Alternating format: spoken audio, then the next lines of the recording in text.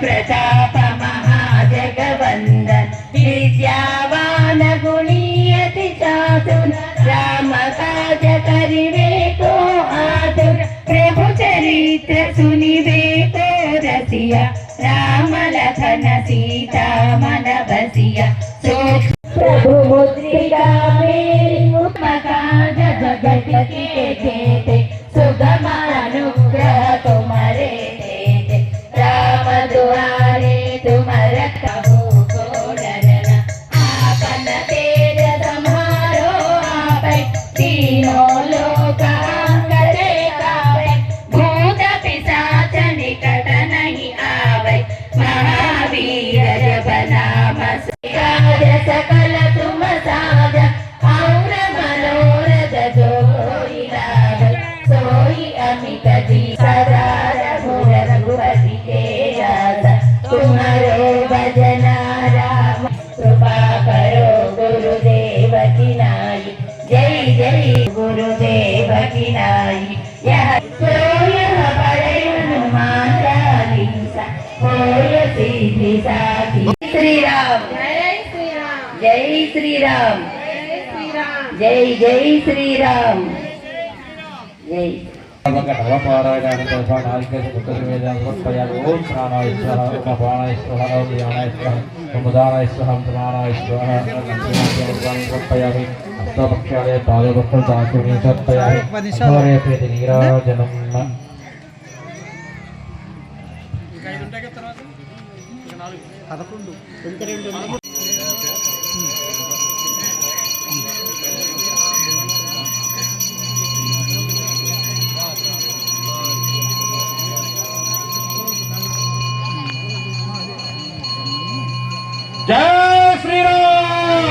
श्री राम जय श्री राम जय श्री राम जय श्री राम जय श्री राम ఏడుకొండలవాడ వెంకటరమణ గోవింద ఆపద మొక్కులవాడ అనాథరక్షక గోవింద గోవింద ఒట్టి కాసులవాడ వెంకటరమణ గోవింద గోవింద జై శ్రీరామ్ అనండి మరి జరుగుతుంది ఇక్కడ హిందూ పరిషత్తు ఆధ్వర్యంలో జరిగే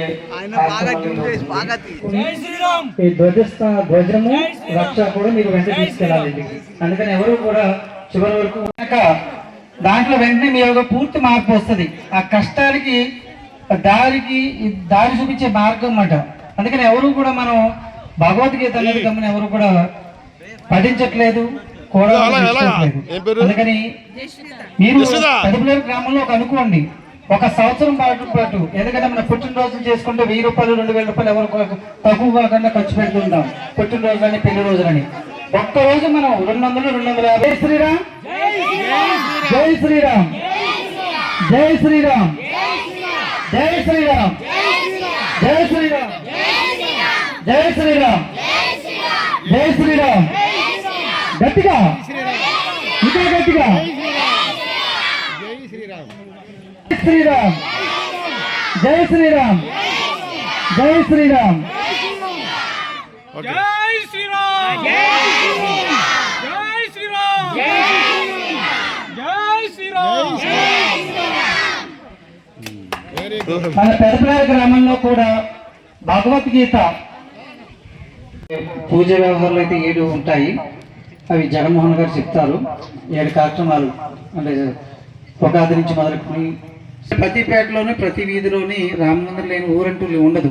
అలాంటిది ఆయన జన్మస్థానమైన అయోధ్యలోని ఆయన పుట్టుకతో ఉన్న ప్రదేశంలో 500 సంవత్సరాలుగా ఆయనకి గుడి లేదు, ఆలయం లేదు. ఆ బాధ్యత విశ్వ హిందూ పరిషత్ తీసుకుని దాన్ని మనకి ఒక అద్భుతమైన రామ మందిరాన్ని మనం కట్టుకున్నాం. అక్కడ మనకు తెలిసిన విషయం ఏంటంటే రామ మందిరంలో ఎవరు ప్రతి చోటన కట్టిన విధంగానే కట్టారు అని అనుకున్నాను నేను కూడా. అయోధ్య అక్షంతలకు ముందు దాకా కూడా ఏంటంటే అయోధ్యలో బ్రహ్మాండమైన రామ మందిరం కట్టారు అని ఆనందపడ్డాను తప్ప దాని వెనకాలన్న కుట్రలు కుతంత్రాలు మనకు తెలియదు. మనకి అందరికీ తెలుస్తుంది.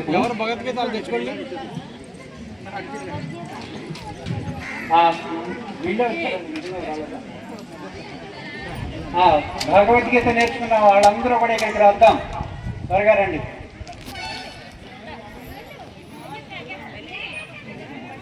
రండి.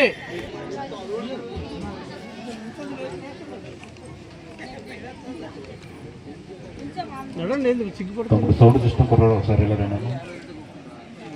ఇంకా ఇంకెవరండి? వీళ్ళే ఉన్నారు. ఇంకా అందరూ ఇక్కడికి రండి.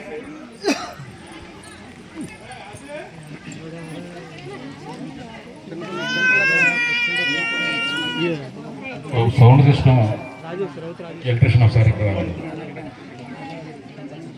కలిసి 12వ అధ్యాయం పాడతారండి. జై శ్రీరామ్. అదే పోటీ రేపు విశ్వ హిందూ పరిషత్ రేపు 12వ అధ్యాయమే పోటీ.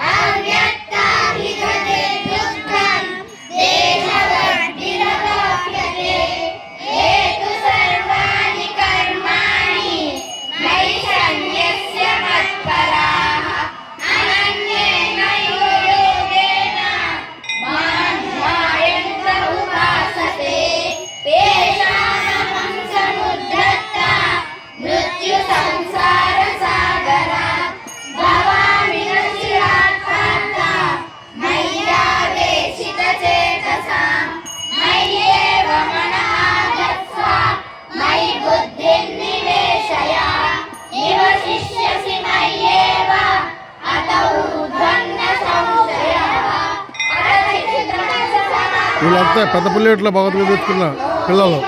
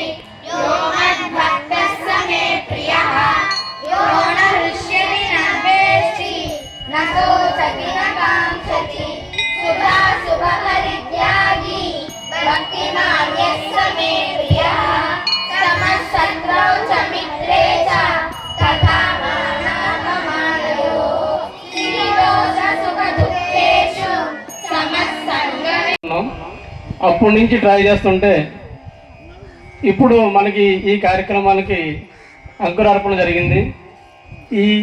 ఈ కార్యక్రమం చేయడం కోసం ఈ భగవద్గీత నేర్పించే టీచరు ఎవరున్నారా అని ఎంక్వైరీ చేస్తుండగా మనకి మన త్రినాథ్ గారు మొన్న 4 రోజులు ఒక వారం రోజుల క్రితం, వారం రోజుల్లో 15 రోజులు అవుతుంది, ఆయన పెదపుల్లూరులో ఉంటున్నా కూడా నాకు ఆ విషయం తెలియదు. ఆయన భగవద్గీత ఆన్లైన్ క్లాసులు చెప్తారని, యోగా క్లాసులు ఆన్లైన్లో చెప్తారనే విషయం నాకు మొన్నటిదాకా కూడా నాకు ఆయన తెలియదు. మొన్న ఏదో సందర్భంలో ఆయన నేను మాట్లాడుకుంటే ఆ రోజు ఈ కార్యక్రమం సంకల్పం వచ్చింది. కరెక్ట్గా ఈ కార్యక్రమం మేము స్టార్ట్ చేసి 12 రోజులు 13 రోజులు అవుతుంది, అంతే కదా సార్? 15 రోజులు. ఈ 15 రోజుల్లో ఈ పిల్లలు మొత్తం దగ్గర 40 మంది పిల్లలు, ఇంకా కొంతమంది రావాలి. ఈ విధంగా 2 అధ్యాయాలు స్టార్ట్ 2 అధ్యాయాలు ఇప్పుడు నేర్చుకున్నారు. ఒక అధ్యాయం ఇప్పుడు నేర్పించాం, ఎందుకంటే ఇంకా రెండో అధ్యాయం కూడా చదివిస్తే మనకు టైం సరిపోదనే ఉద్దేశంతో ఒక అధ్యాయంతో ఆఫ్ చేసాం. కానీ ఈ భగవద్గీత అనేది నేర్చుకుంటే మనం కోట్ల ఆస్తి ఇవ్వవలసిన లేదు పిల్లలకి. ఇది మన భాషలో చెప్పుకోవాలంటే కత్తికి కోడికి కత్తి కట్టి మనం బరిలో వదిలితే ఎంత దృఢంగా దెబ్బలాడతాయో అంతే దృఢంగా ప్రపంచం అంతా తిరిగి వచ్చి వాళ్ళు ఒక ఉన్నతమైన స్థానాలుగా ఎదగలుగుతారని మా ఉద్దేశం. అయితే ఈ చిన్నపిల్లలతో భగవద్గీత నేర్పించాలనే సంకల్పం మా ఒక్కరికి ఉంటే కాదు, ప్రతి తల్లిదండ్రులకి ఈ సంకల్పం ఉండాలి. ప్రతి తల్లిదండ్రులు కూడా ఈ భగవద్గీత పిల్లలకు నేర్పిస్తే మనం కోట్లు ఇవ్వవలసిన లేదు, వాళ్ళ భవిష్యత్తు మీద వాళ్ళు నిలబడగలరని మేము ఆకాంక్షిస్తున్నాం. దీన్ని ఉద్దేశించి త్రినాథ్ గారిని చూడండి, పిల్లలు 15 రోజుల్లోనే ఎంత అద్భుతంగా పాడారు. ఇది పిల్లలకే కాదు, ఇంట్లో మనం పెద్దలందరూ కూడా పాడవచ్చు. కనీసం మీరు రోజుకి 1 గంట మన ఎక్కడైనా మనం పెట్టుకోవచ్చు. అందరం కూడా భగవద్గీత పుస్తకం తీసుకొచ్చి ఆ శ్లోకాలు అద్భుతంగా సాధన చేయొచ్చు అన్నమాట. ఎంతమంది రెడీగా ఉన్నామని చెప్పండి. మీకు ఏదో ఒక టైం 1 గంట నుంచి సాయంత్రం 6 వరకు 1 గంట ఎంతమంది వస్తాం? ఎవరో చేతులు ఎత్తటం లేదు. ఏదో 10 మంది కూడా చేతులు ఎత్తలే.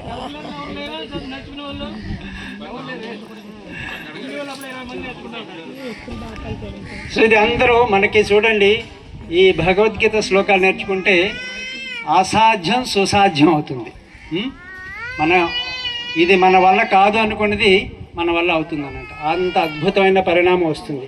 ఇంకొకటి ఏంటంటే, భగవద్గీత శ్లోకాలు పాడుతుంటేనే మనలో అనారోగ్యం ఉన్న భూతం ఉంటుంది కదా, అది పారిపోతుంది అన్నమాట. అనారోగ్యం ఉన్న భూతాన్ని మనం పారదోరాలా, మన దగ్గర పెట్టుకుందామా? పారిపోయేటట్టు చేయాలి కదా. అందరం కూడా భగవద్గీత శ్లోకాలు రోజు సాధన చేద్దాం. సో మనకి ఆంజనేయులు గారు చెప్తారండి, అక్కడ ఏ ఊళ్ళో ఎప్పుడెప్పుడు పెడదామన్నది ఆయన షెడ్యూల్ ఇస్తారు, దాని ప్రకారం మనం చేద్దాం. జై శ్రీకృష్ణ.